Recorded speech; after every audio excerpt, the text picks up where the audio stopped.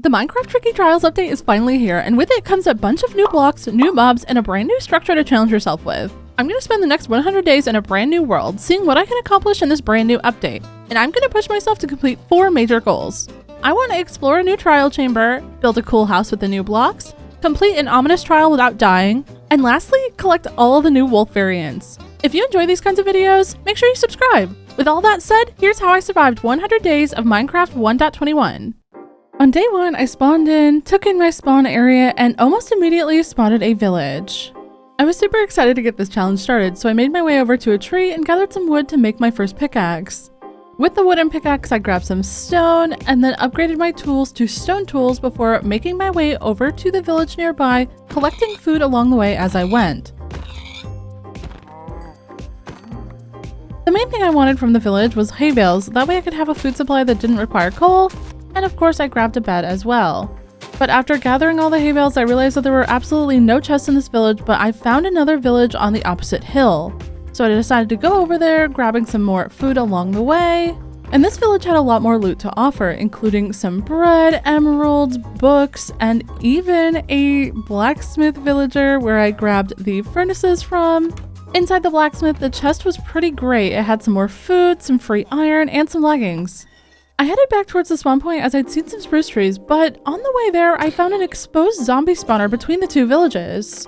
The loot wasn't anything too impressive, but there was some more free iron and some bones in case we wanted to tame some of the new wolf variants, and exploring the cave got me my first bits of coal and raw iron. It was the middle of the night by the time I made it back over to the spawn point, so I decided to sleep to make my journey over there a little bit easier.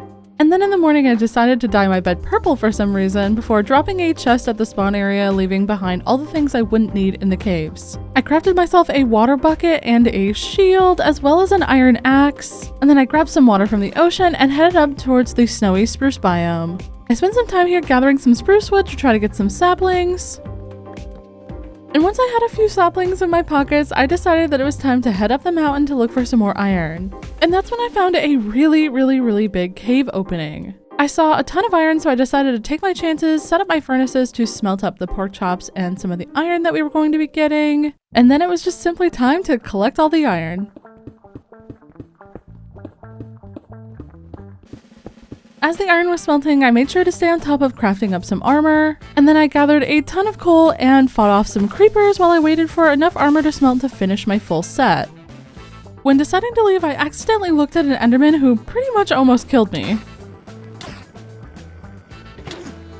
And after fighting him off, I decided to head deeper into the caves just in case I could find some easy diamonds. I picked up a bunch of iron along the way, but as I was about to find out, this cave system was absolutely massive. I did my best to light my pathway so I'd know how to get back home and continued down towards the deep slate levels of the cave, where of course I had to find some deep dark. Even though I was trying to be quiet, I accidentally set off a shrieker. And then somehow I set off the same exact one again while I was trying to break it. And then I just kind of sat there. I did spot some diamonds in the wall, so I decided to head further down into the cave, ignoring the fact that I just saw an ancient city below me. To add to the fact that I'd already nearly died from an enderman and set off 2 shriekers, I also got poisoned by a witch. But once the poison was gone, I was finally in sight of free diamonds. And this actually turned out to be quite a bit of diamonds. There were 3 in this little patch here, and then I saw some more in the wall in the ancient city below. And right next to me in the wall, there were 3 more diamonds. And since I'm never one to say no to diamonds and I could see some more in the floor of the ancient city, I headed in. Day 3 started with me mining the diamonds in the floor that I'd seen. This may have been one of the luckiest diamond seeds I've ever had in my life because there were even more diamonds nearby. I took my chance to loot the free chest below me that had no shriekers by it, but nothing that great was in it. And then the loot goblin in my brain took over and I was like, you know what, actually I'm going to loot some of this ancient city. This was only somewhat of a problem because my inventory was pretty full, so I took a chance to leave behind some things to come back for in the future if I still wanted them. And I tried to focus on just gathering the diamonds nearby so that I could get out of here and get back to the surface. I did end up crafting some shears so I could gather some wool from the ancient city just in case I would need it, and I'm really glad that I ended up doing this. Having some wool on hand always makes it a little bit easier to open the chest when you're in an ancient city. And have I even mentioned the fact that there were just so many diamonds I didn't even know what to do with them all?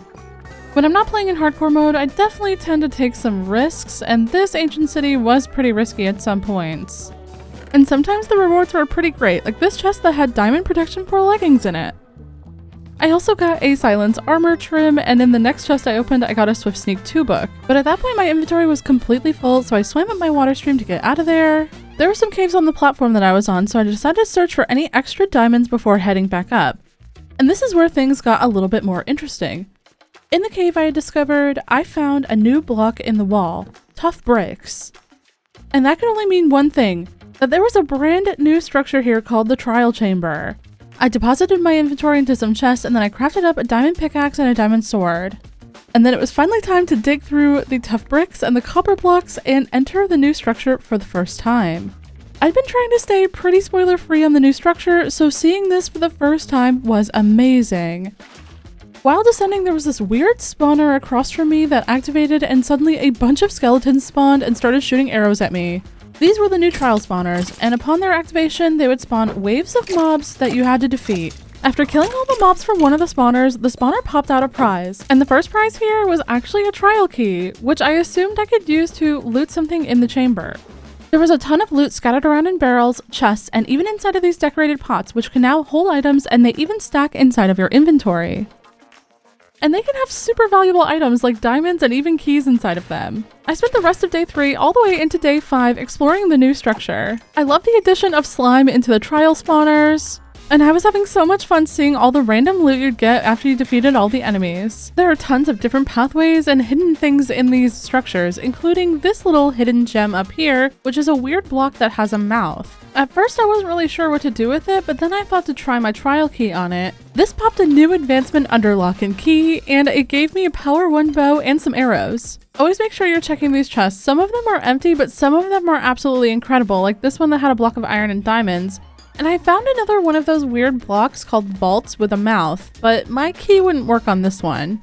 I noted down the location and continued exploring, even finding a new room that had a lot more spawners in it, and for the first time encountering the new mob, the Breeze. This mob is a grumpy little tornado that hits you with wind attacks, and dodging around this arena was actually pretty fun.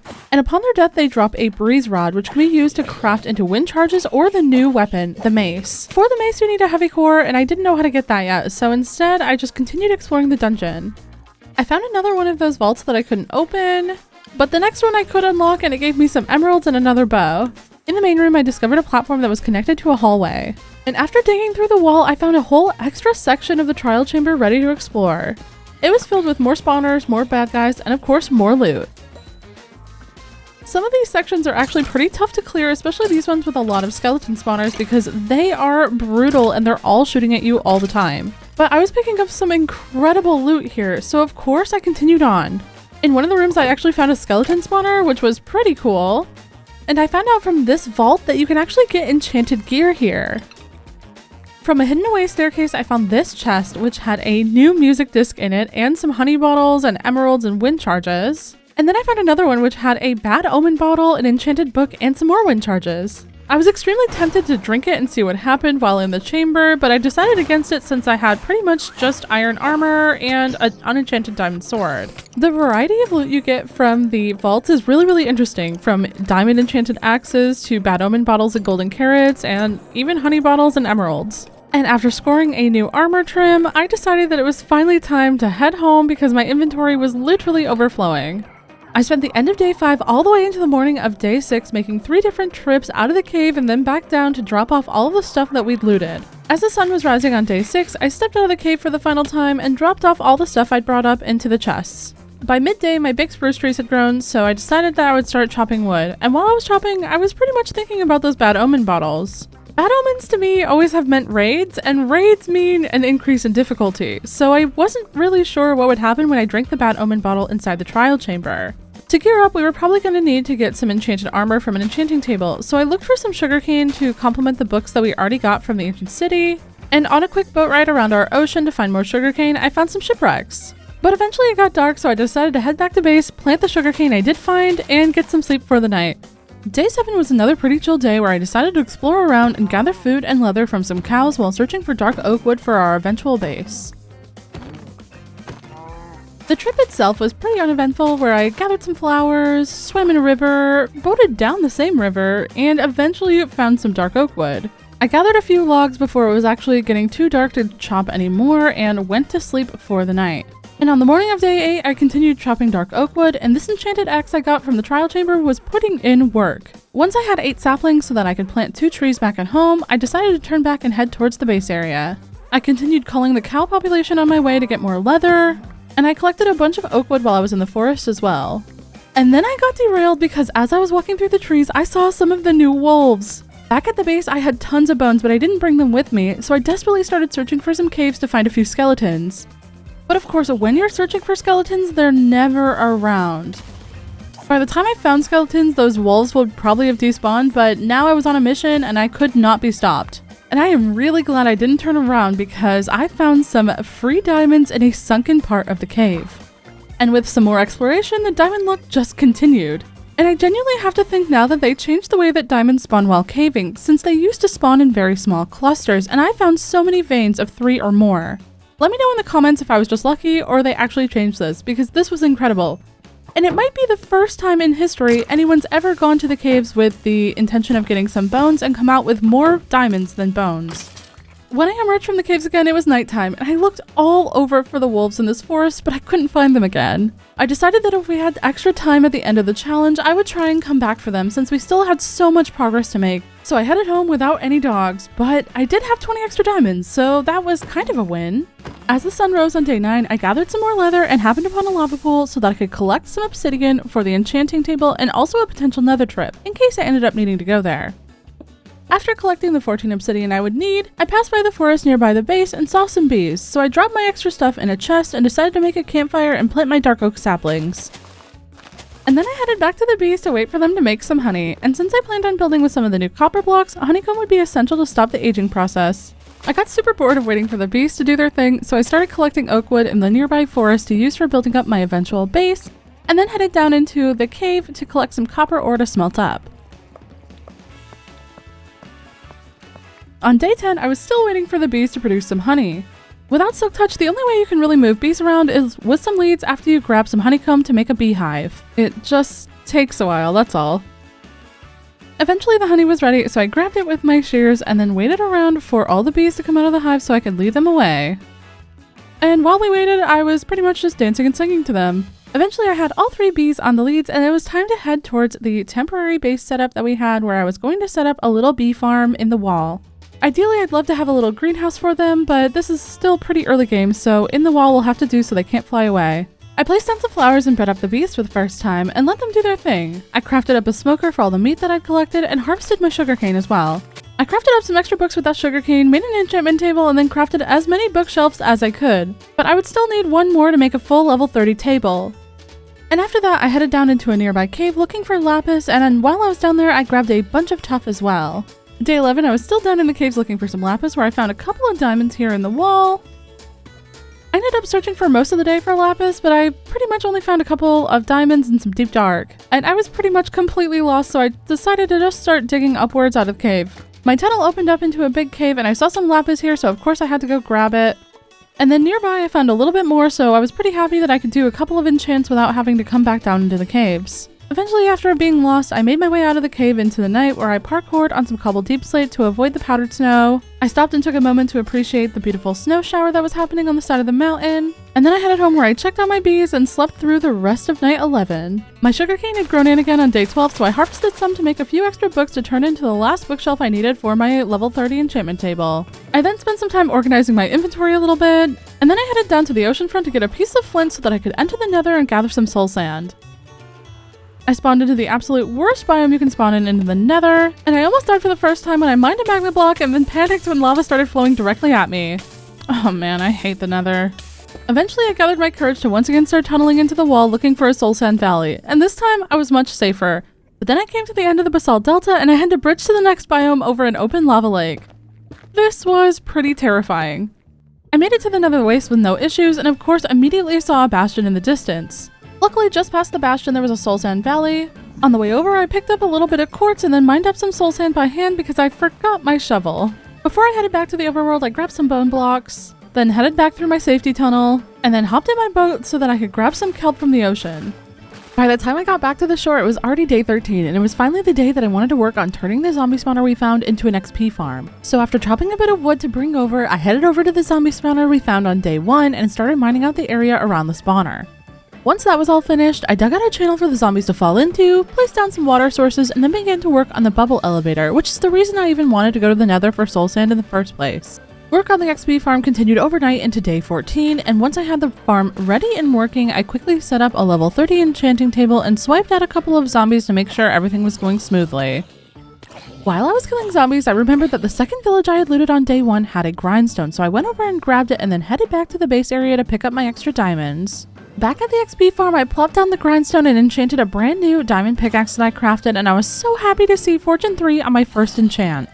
Day 15, I spent pretty much trying to enchant my tools and swiping at zombies to get some more XP. I did notice that my zombie spawns were extremely slow, so I tried to decorate the area around the enchanting table with any of the materials that I brought with me. After the entire day, I only had enough XP to re-enchant my sword one time, so I headed back to base and I gathered the copper that was in my mini bee farm.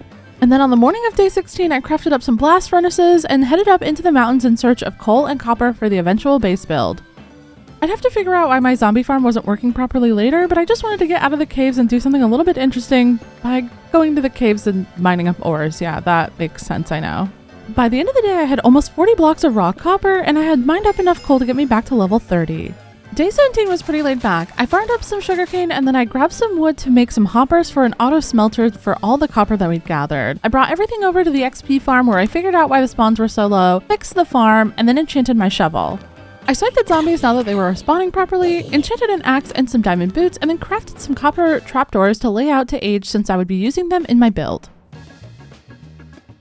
Day 18 was pretty much the exact same. I did some more XP grinding, some more copper smelting, and some enchanting. And by the middle of day 19, I had fully enchanted diamond armor and tools. I even managed to get silk touch on a diamond pickaxe.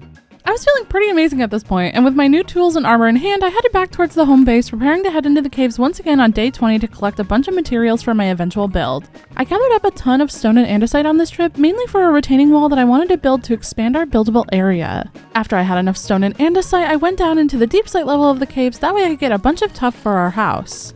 I got a little lost on my way out, so I decided to dig a staircase towards the surface, and eventually came out on the other side of the mountain near our base, where I discovered something amazing.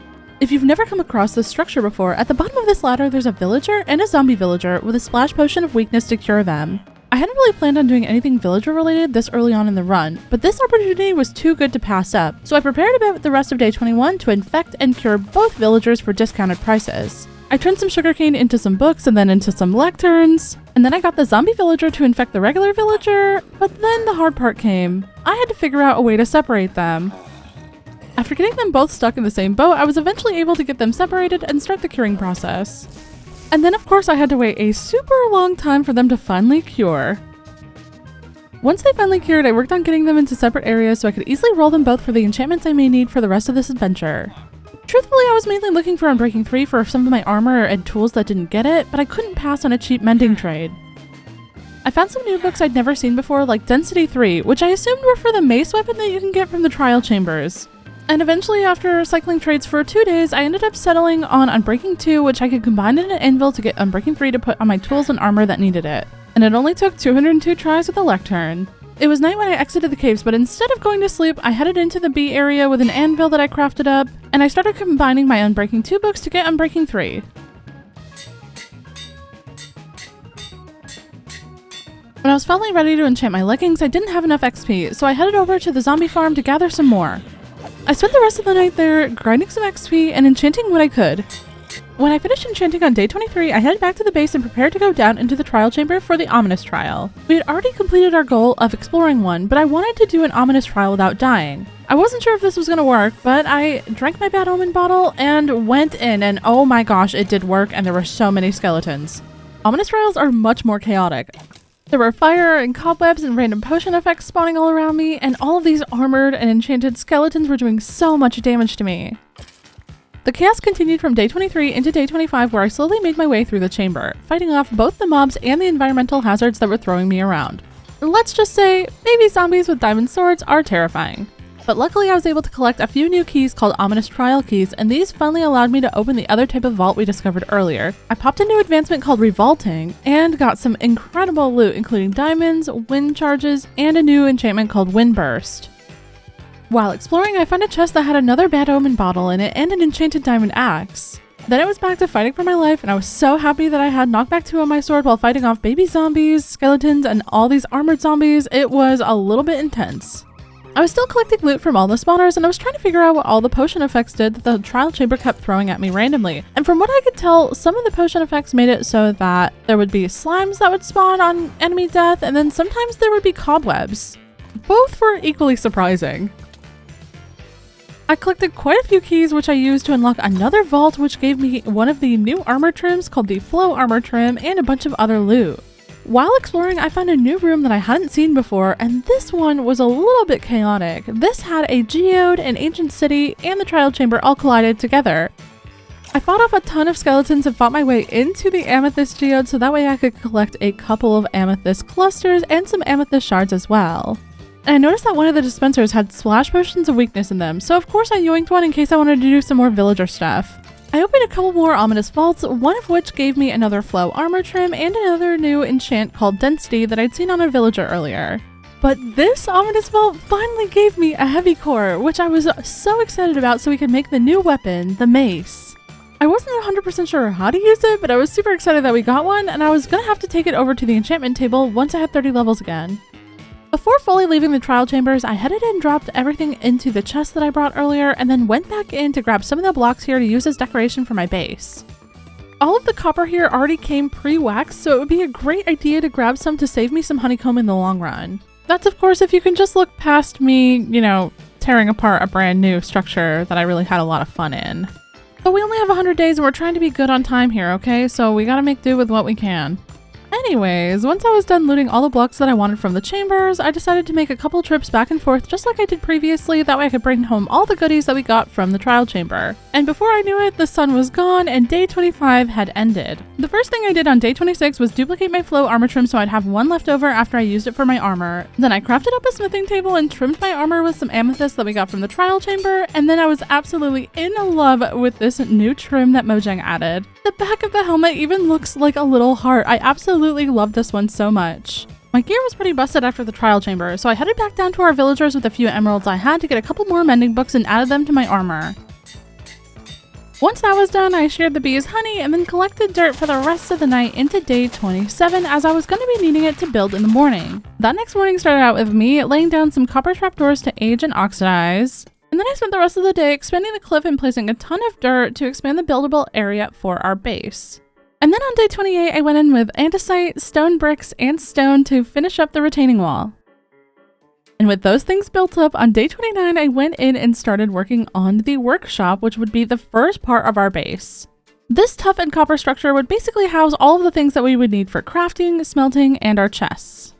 The morning of day 30 started with me activating my copper bulb in the doorway, and then I put in some temporary grate windows before heading over to my stone cutter to start making a bunch of stairs for the roof. I stripped off some of the wax on the oxidized copper, that way I could de-age them, and then grabbed them, put them in the crafting table with some honeycomb to re-wax them, and then added them to the roof. And I repeated this process a couple more times so that way I could have all the different colors of aged copper to get a nice copper gradient on top of the roof. After that, I added a spruce trapdoor and slab trim onto the edge of the roof. And then I added a couple of tough brick chimneys, and I even put some decorated pots on the top that I thought looked really, really cool. I gathered some of the trapdoors that had already aged down, and then I went inside the workshop to start making a shelving area. Along the front side, I added a table decorated with some pots and some amethyst. And then I tackled the floor, where I added in alternating versions of the new chiseled tuff blocks. On day 31, I was wondering if this was too much tuff in here, but I put that thought away so that I could add in some storage areas with some barrels and some chests. I laid out even more copper trapdoors to age down, and then I spent the rest of the day gathering all my items from outside and organizing them into different chests. And by the end of the day, I was pretty proud of myself. Now that the workshop was functional, I was going to start working on collecting the rest of the materials that I would need for the base, so I started day 32 with chopping some oak wood.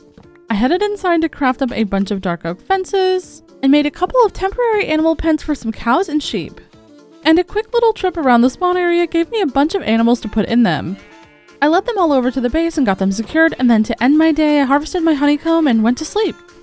Day 33, I collected even more materials, including some dark oak and spruce. And then I replanted all of my saplings and went over and added some more copper trapdoors onto the edge of the wall. I had decided that I was going to go search for some sand, and out of nowhere, it just became super dark and rainy. But I was gonna need some sand for glass for windows, and I wasn't scared of a little bit of rain.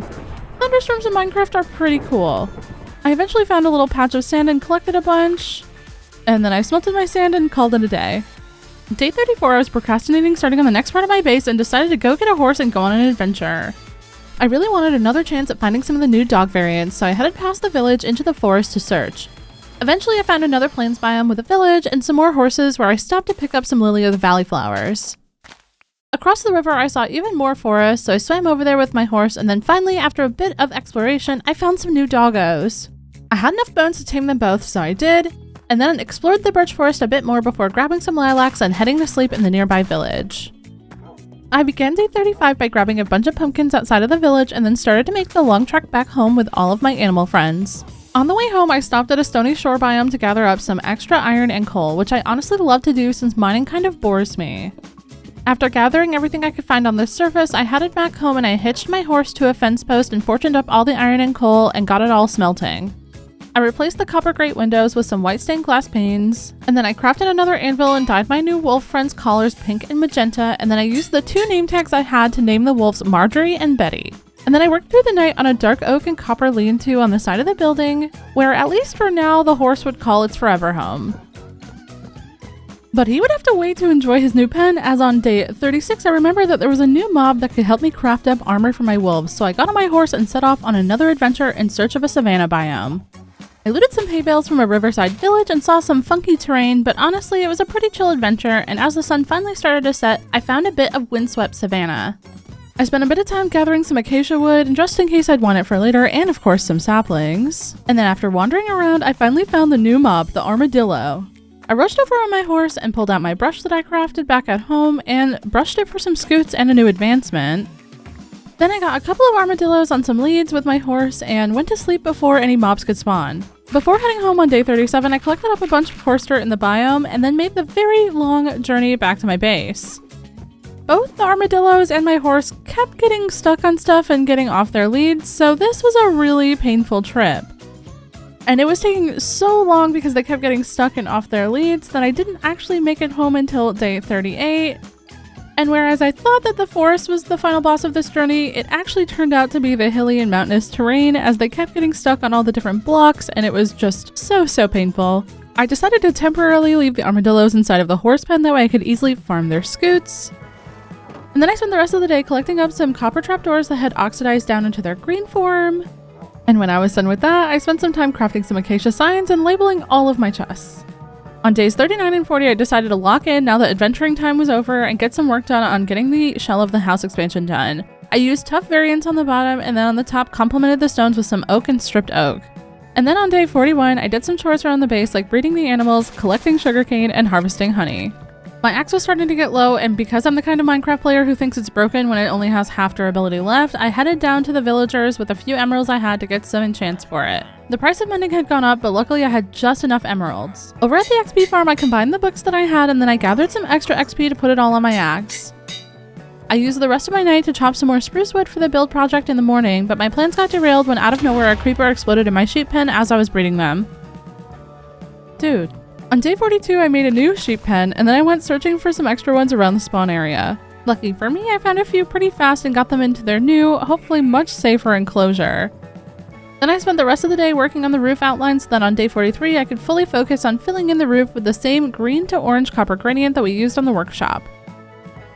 I spent the next 8 days from day 44 until day 51 building and detailing the interior and exterior of the house. I ripped out the grass floor and placed down the same pattern that we used in the workshop with the tough blocks, made a staircase up to a second floor that I filled in with some spruce planks for now, And then I made this really cool decorative kind of shelving area out in the kitchen/living space that I was really excited to put some new stuff on. I've always wanted a kitchen to have an island in it, so I added an island into this one with a seating area, and I cut it off from the rest of the kitchen with a little copper wall there. We installed some campfires under some smokers in the chimney and then added some paintings. And then to this empty space here, I added the most adorable spruce plant stand with some leaves and flowers, and then headed outside to work on the window treatments. And it is quite a grind to age all these trapdoors, so just shout out to me for that one. And on the morning of day 52, this is how it was all looking with all of the details completed and the chimney. And the interior was looking a little bit like this. I was so happy with this and so proud of it. I spent the rest of this day doing some chores that I needed to do, like breeding up my animals again, and of course I headed over to the XP farm as I really needed to repair my axe and my pickaxe. And this continued into the night into day 53, where I finished repairing and then I traded some of my rotten flesh with a cleric villager for some emeralds. And then since I didn't have any wheat on my farm yet, I grabbed some hay bales that I missed on my first sweep of the village, that way I could continue to breed my animals. But on day 54, I decided to solve that and added some wheat to my farm before breeding the animals once again. And then it was time to prepare for another adventure that was probably going to be pretty long, and so I had to grab some food for the journey. I rode my horse around slaying any animals I could find, that way I could stock up on some meat. I randomly spotted a cat, so I wanted to run down to the river and grab some fish before it despawned. And when I emerged, it was nighttime, but I was determined to head back up that hill and find that cat. I raced through the village and looked all over the meadow that I last saw it, and I was starting to lose hope when I finally saw it out of the corner of my eye. And then I did the sensible thing and chased it on horseback, trying to feed it fish. I know you're technically supposed to hold the fish in your offhand and wait for them to come to you, but there's skeletons shooting me and all sorts of bad guys going on. I don't have time for all that. While coming over this hill, I noticed a second cat, so I of course had to get that one too. And then we raced home away from the creepers trying to explode us and the skeletons that were shooting at us. And then I got the cat settled inside and we all took a nice little sleep together. Day 55 might have been the worst day of this entire playthrough, and after my food was finished cooking, I was ready to go on the adventure I was talking about yesterday. And of course, that adventure was to complete our last goal, which is to get all of the wolf variants. So on day 55, I set out with my horse, and I'm sure this will not be a mistake. In my mind, I thought it would be easiest to go for the snowy variants of the wolves to get the snowy and ashen wolves first. And honestly, everything was going great. We were traversing up hills and avoiding all the powdered snow all around us. I saw some spruce trees in the distance, so I wanted to head that way in case it was a grove or a snowy taiga biome. But on the other side of the mountain, I saw some more snowy taiga trees, so I thought this might be a little bit easier to get to. And that's when tragedy struck.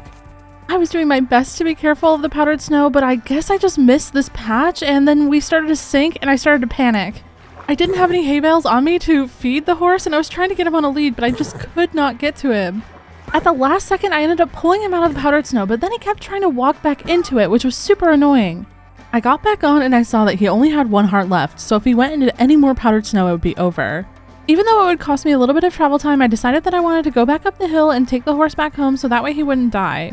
But I slid off of some ice into the powdered snow again, and oh my gosh, I felt so bad, but I could do literally nothing but watch this poor horse die. I'm sure this will not be a mistake.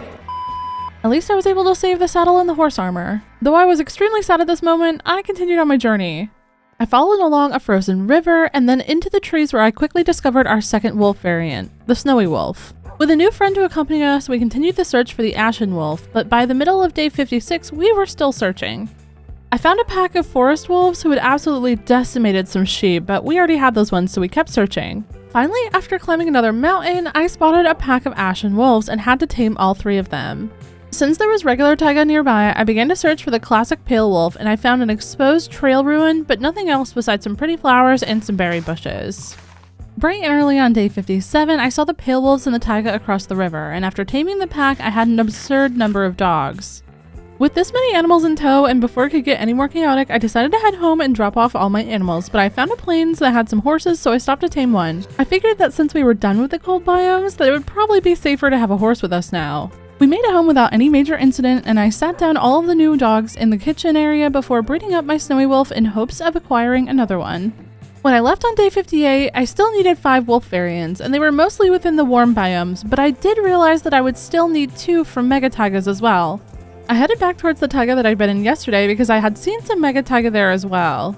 but searching the forest on a horse is not the greatest, so I ended up tying my horse to a fence post with a promise that I'd come back after I found all the dog variants. And then I searched every inch of the forest for the black and chestnut wolves that I could still find here. My plan got a little bit derailed on day 59 as I saw a azalea tree and I wanted to collect up a couple of stacks of rooted dirt. I made my way into the lush cave at the bottom so I could grab some glowberries, and I looked around for a spore blossom as well. Then I swam back up the rooted dirt hole and decided to keep searching. I saw this random lava stream burning down half the forest, but I just decided to mind my business and keep looking for the wolves. And luckily for me, he was right around the corner, which I didn't even realize until I heard him bark. On day 60, I only had 4 wolf variants to go, and I was still searching for the chestnut wolf. Sometimes I kept thinking that my own wolf's barks were another wolf and I got excited, but it wasn't actually another wolf. But it felt like we were passing by every other mob that was possible, including some foxes, sheep, and cows. But after searching for another few minutes, I finally found a couple of chestnut wolves and tamed them both. With those 2 checked off, now it was just the warm biome wolves left in the Badlands, jungle, and savanna. I knew where a savanna was already and decided to head in that direction to see if it connected to any other warm biomes, but I ended up spotting a village and a cat, so I got it on a lead and headed into the water to grab some salmon for it. This was a super effective method, by the way, the easiest tame of my life. It actually worked so well that I spotted another cat and ended up doing the same exact thing over again to get that cat tamed too. The next 10 days or so followed pretty much the same exact format, so from here I'll be going into just the highlights of each day to save time. On day 61, I found another village next to a savanna and tamed some more cats, and by evening the whole crew was deep into a savanna with no luck of finding the new wolf. I left my animals on the beach to cross the ocean on day 62, and I continued the search for the spotted wolf, but instead the only interesting things that happened were that I looted a ruined portal and I found some wild llamas. I was so shocked because they spawn so rarely now that I honestly needed to tame one to bring them along my journey, no matter how long it ended up taking me. On day 63, I finally found the savanna wolf, the spotted wolf, and I tamed it to add it to my ever-growing collection of pets. There was a badlands on the edge of the savanna, and the only other real highlight after we headed in is that we grabbed some cactus. On day 64, I continued picking up cactus on my search for the badlands wolf, but I hadn't found any wooded badlands yet, which is the only place that they spawn. I didn't have a lot going on this day, but I did write down in my notes, llamas are amazing at leads. On day 65, I finally spotted both a jungle and a wooded badlands, but I searched all day with no luck of finding the wolves I still needed. The jungle was also a little bit difficult for all the llamas, even on the leads. They just kept getting stuck on the different blocks and getting away from each other. It was kind of chaotic. On day 66, I finally spotted a wooded badlands wolf, and for some reason my llamas and my wolf started having random drama and they started attacking each other. And then to simplify everything, I just put all the llamas in a hole, sat down my wolves, and headed into the jungle alone. And not long after, I found a sparse jungle that was bordering the north side of the regular jungle, and I found the last rusty wolf. Taming this wolf brought me 2 things. First, an advancement called the Whole Pack for taming each one of the new wolf variants. And second, I had the accomplishment of finishing one of our goals, collecting all of the new wolves, and I really had thought that was going to take forever, so I was super proud of myself. But now that they were all tamed, it was time to start heading back home, and of course we slept through the night so no bad guys would spawn. Day 67, I realized that I was around 7,000 blocks away from my home base, so I was eager to get back. I looted a single chest from an exposed mine shaft, but the loot wasn't that great, and by the evening I finally made it once again to the savanna. As we passed by another pack of wolves on day 68, for some reason the llama started spitting, so then the dogs started attacking, and long story short, another tragedy, one of the llamas passed. But by the evening, we had made it back to the animals I left on the beach, so I started sitting everybody up so we could start the long journey back home. I don't think anything interesting happened at all on day 69, and there's nothing in my notes, so here's some footage of me walking through the savanna. Day 70 was pretty awesome because I made it back to my horse, so I knew that we were getting pretty close to being home, and I was super excited to be there. Day 71, I was quickly losing sanity with the amount of meows and barks that I was having to listen to, but we finally made it back on day 72 to our house, and I started sitting down all the dogs. I thought this was super funny because Marjorie and Betty were looking at me like, what did you do? I crafted up a yellow set of armor for another wolf, and then I headed outside to breed my armadillos with some spider's eyes, and the baby ones are so cute! Day 73, I finally got back into a routine where I placed down some copper trapdoors to age, and then I started to expand the wall on this side to make the base a little bit more cohesive. I thought it looked a little bit weird since it just ended kind of randomly, so I wanted to extend it all the way to the edge of this little mound here. I filled in the outline of the platform with some dirt, and then I laid down the stone for the wall into day 74, where even some rainfall couldn't prevent me from being so much happier with the space. And the rest of the day I spent adding on the copper trapdoor railing at the edges. I wanted to build a llama pen on day 75, so I started by removing a bunch of dirt on this hill, and I was going to need to terraform a bunch here. This pretty much took all of day 75 as I was meticulously removing all of the earth and replacing all of the stone that was in the ground with dirt on top. And then on the morning of day 76, I laid out some copper blocks to age as I was starting to run out. From there, I chopped down some spruce trees and then laid out a temporary foundation for a little shelter inside of the llama pen. The pen itself would have a tough block foundation with some spruce gates and spruce fences on top, and then I built up the small shelter which I hoped would provide the llamas with some shade from the sun. I added a spruce trim to the roof, and because of its weird size, I added these small points above the open doorways, and then filled in the roof with some of the copper I still had and made another point in the center, which looked kind of cool. I ripped out the grass for some rooted and coarse dirt and bone mealed some moss and the grass for decoration. I added some lighting, and then it was time for the llamas to move in. And once they were all settled in their new pen, I spent the rest of the day making some pathways between my base and the llama pen. On the morning of day 78, I was absolutely sick of listening to meows and barks, so I made a fletching table and headed outside to chop down some trees. At this point, I'd take the sounds of the villagers over 30 dogs barking constantly. In the village, I placed down a fletching table, made a fletcher, and traded a bunch of sticks for some emeralds. I even made a second fletching table so I could trade even more emeralds, and I ended up taking over a stack down to my librarian villagers so I could level them up to get some name tags. My mending villager even ended up getting a looting 3 book, which I traded for and then continued trading until they were both master level. On the morning of day 79, I had enough emeralds for just one name tag, so I named one dog Inez, and then I put looting 3 on my sword and mending on my shovel. After that, I worked outside of it on making some copper streetlight designs and added a bunch of those everywhere so I could get rid of some of the torch spam. And then I worked on detailing a bunch of the area, adding some fences alongside of the pathway and leaves everywhere too. I love adding small details like this because it makes everything seem just a little bit more rustic and lived in.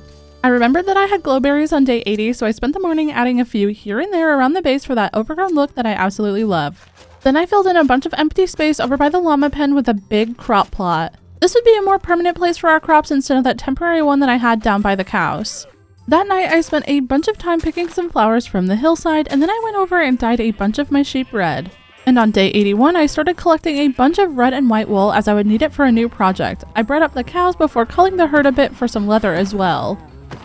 Then I started chopping some dark oak for the build, and at this point I was chopping trees nearly every single day to make sure that I had enough wood for all my building and trading needs, and after collecting a bit more wool, I headed into the upstairs floor of the house as I wanted to give my dogs a giant bedroom to hang out in. I started to build them a giant red bed made out of wool, and then in case any of them knew how to read, I also made a headboard made out of bookcases for them.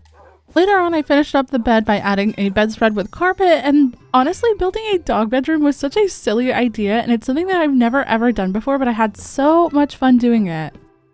I spent the morning of day 82 fixing this area over here on this side and adding a staircase up to the upper level of the platform where my house was, and then I spent the rest of the day adding a copper pipe over onto the wall. I spent a lot of time trying to make the perfect shape and make it a little bit circular, and adding some water so it could float freely down to the layers below. I made it a little bit thicker, and when it was done, I was actually pretty happy with how it was looking. It added a little bit of a steampunk / solarpunk aspect to the base. I was once again back to chopping trees on day 83 as I wanted to grind out a few more name tags and repair my shovel with the trading XP, so I headed over to the village and got a stack of emeralds. I took that stack over to my librarians to trade for 4 name tags, and since I had a few extra emeralds, I got some dye from the wandering trader too. I named the 4 wolves Abigail, Rebecca, Augustine, and Esty. I finished up detailing the dog bedroom on day 84 so that I could move all the puppies upstairs. I added some extra benches, some storage, and some extra decorations like pots and flowers. When I was finally happy with it, it was time to move the dogs upstairs. And just like anything with Minecraft animals, it was pure chaos. I bone mealed around my house on day 85 to bring some life to the otherwise plain grass. Then I remembered that there was a whole ancient city that I did not loot underneath my base, so I headed down into the caves with an empty inventory to see if I could find Swift Sneak 3. I made some fresh shears and collected up a bunch of wool so I could navigate around the city more easily, and then I stole a skeleton skull and I even mined some diamonds. And after that, it was just time to start looting. I grabbed even more diamonds from the walls, and I cannot believe how many diamonds this ancient city had when you consider how many I grabbed at the beginning of the video as well. I did accidentally set a shrieker off, so I destroyed them as fast as I could, and then I looted their chest for an Unbreaking 3 book. Day 86, I was still down in the ancient city, still searching for a Swift Sneak 3 book, but I was getting pretty unlucky and so far hadn't found anything. This chest did have a name tag in it, which was a giant plus for me. And then I broke some sensors and opened this chest where I found an enchanted golden apple, but honestly I was kind of more excited about the books. The very next chest that I opened also had another enchanted golden apple in it. And then after that I found Other Side. A bit later I did end up finding a Swift Sneak 2 book, and I already had one back at home, so I took it just in case that I didn't find a Swift Sneak 3 so I could combine them. In the next chest I found the Ward Armor Trim, and then a bunch of extra books, and of course I set off another Shrieker. And then after 2 days of searching and a couple more chests, I finally found Swift Sneak 3. With that, my inventory was super full, so I started to head out of the cave back to my house.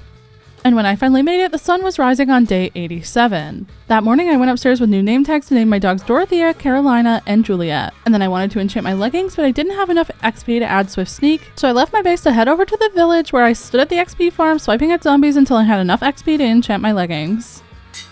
I should have went and got this enchantment much sooner.